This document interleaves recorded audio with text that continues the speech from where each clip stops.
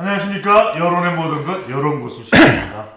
참 정치권 돌아가는데 뭐 주저리 떠들고는 있지만 좀 더 정밀하게 또 세밀하게 분석하는 건 또 없다, 이런 또 지적을 하시는 분들이 많습니다. 그 이야기가 그 이야기인 것 같고, 하지만 여론고수는 다릅니다. 네, 여러분들의 가려운 곳, 이게 왜 그랬을까, 그랬던 거야, 시원하게 긁어드리는 바로 그 방송 유튜브 여론고수입니다. 여러분들 구독 꾹꾹 많이 눌러주시고요. 네, 강서구청장 보궐선거 여파가 뭐 만만치는 않아 보입니다. 국민의힘도 변화하겠다, 또 더불어민주당도 변화하겠다, 이런 얘기를 하는데, 한 조사 결과가 굉장히 좀 흥미롭습니다.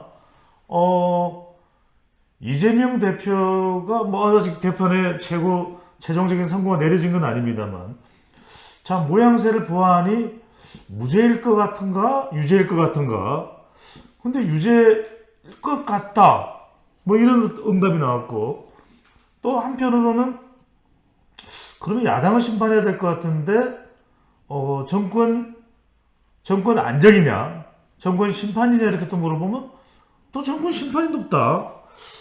자, 이렇게 서로 다른 결과가 나오는 배경, 무슨 이유가 있을까요? 일단 이 조사가 주간조선이 이제 찬간 특집으로 지난주에 발표를 한 건데, 네. 현대리서치와 수도권, 예. 서울, 인천, 경기 1000명을 조사를 했어요. 서울, 인천, 경기군요. 네. 근데 사실은 뭐 총선이라고 하는 거는 뭐 영남, 호남 뭐 특별히 이제 물론 뭐 그쪽도 중요는 하지만, 네. 전체적인 승부에는 서울, 인천, 경기 수도권이 가장 중요하죠. 중요하죠. 그래서 수도권만 조사를 해도 이 총선의 분위기를 충분히 알 수 네. 있는데, 그 조사를 보면 이 조사가 10월 11일 이재명 대표의 영장 기각 이후에 실시한 조사라는 면을 이제 좀 눈여겨봐야 돼요. 이 조사가 이재명 대표의 구속영장 기각 이전이니까 조금 시간은 지났네요. 이후죠. 이후에. 응. 네네.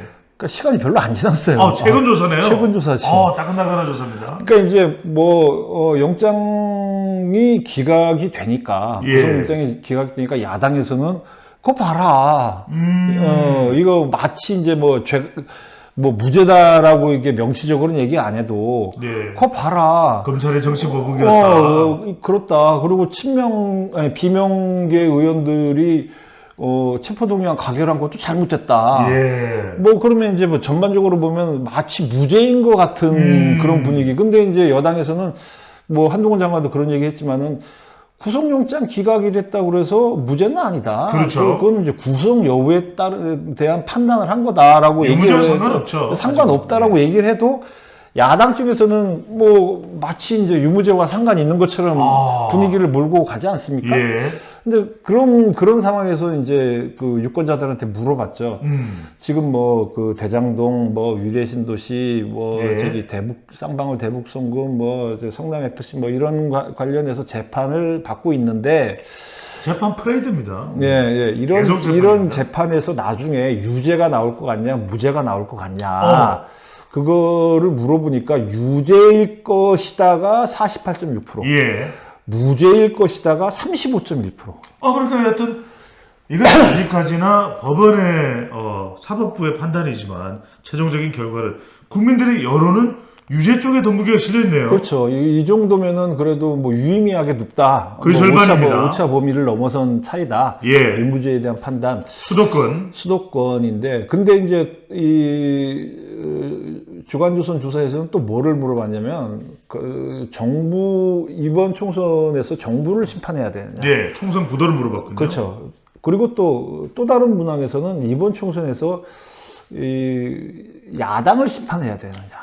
이거 각각 물어봤어요. 예. 그랬더니 정부 심판에 대한 공감이 62.5%. 네. 근데 야당에 대한 공감은 48.4%.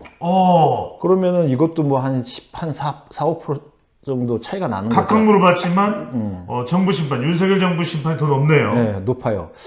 그러면은 아까 얘기했다시피 이재명 대표가 유죄라고 생각하는 사람이 많은데도 불구하고, 그 이재명 대표가 속해 있는 야당을 심판하는 게 아니라 정부를 심판해야 된다라는, 그게 더 높다. 이거 궁금합니다. 왜 이재명 대표를 유죄로 보면서도 더불어민주당 심판으로 보지 않고 윤석열 정부 심판으로 보는 의견이 더 높을까?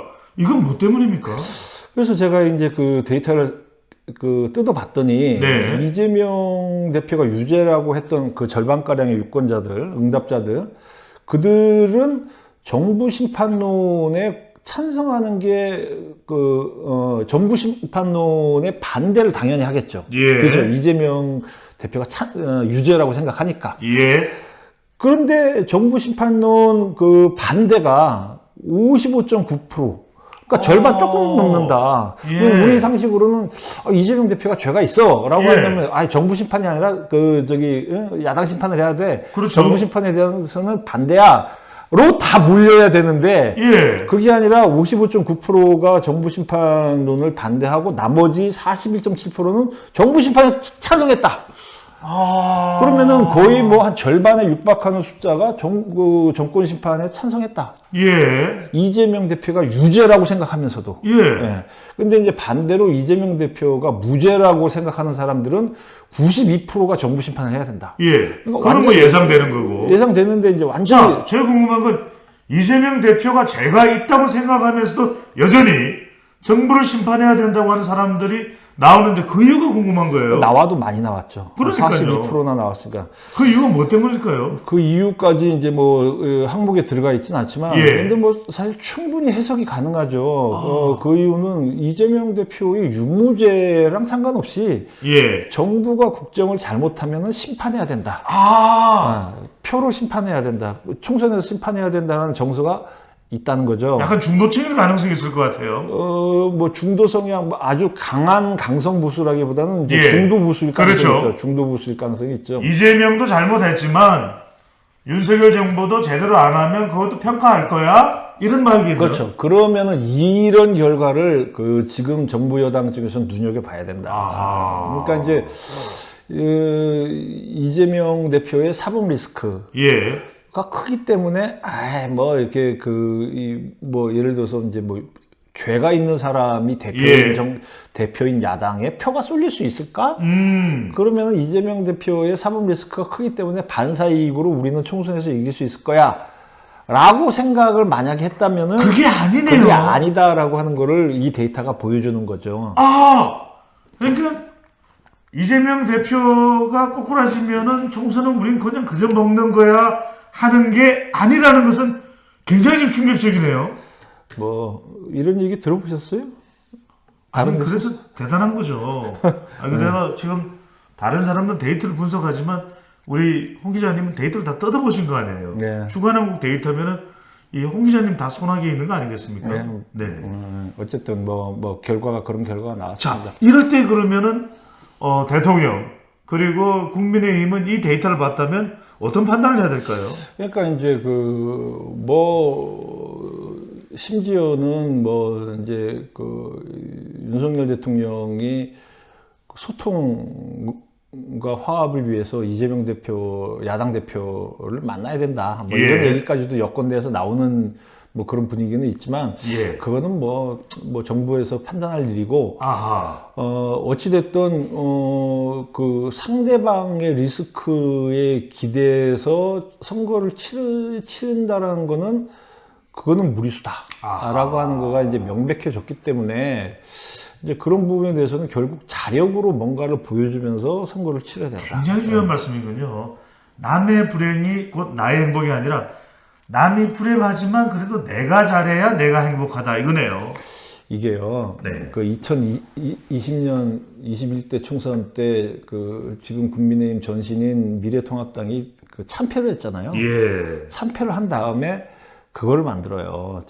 총선 백서. 그러니까 총선 백서라는 게 반성문이잖아요. 그렇습니다. 왜 졌나? 이거를 쓰는데 거기에 어떤 얘기가 나오냐면 2019년 총선에 한 6개월 전, 6, 7개월 전인 2019년 가을에 어떤 일이 있었냐면 조국 사태가 나라를 쥐어들었어요. 근데 그 총선 백서에 뭐라고 나왔냐면 조국 사태 등 당시 문재인 정부의 실정에 기대어 총선은 쉽게 이길 것으로 생각했는데 그 민심을 제대로 읽지 못했다라고 하는 게 총선 백서에 나와요. 그러니까 지금도 총선 반성문을 만약에 그 2024년 총선 이후에 지면 또 쓸 거 아니에요. 예. 또 안 쓰려면 지난번 103번 읽어봐야 돼요. 이게 참 중요하네요. 지금 국회의원을 비롯해서 국민의힘 당직자는 미리 쓰는 총선 방선문을 한번 써볼 필요가 있겠네요. 그렇죠. 예, 그렇죠. 아니 근데 이런 걸 어떻게 생각합니까? 생각을 해내십니까? 아니, 예. 지금까지 홍영민 기자와 함께했습니다. 저는 배추도사 배종찬입니다. 고맙습니다.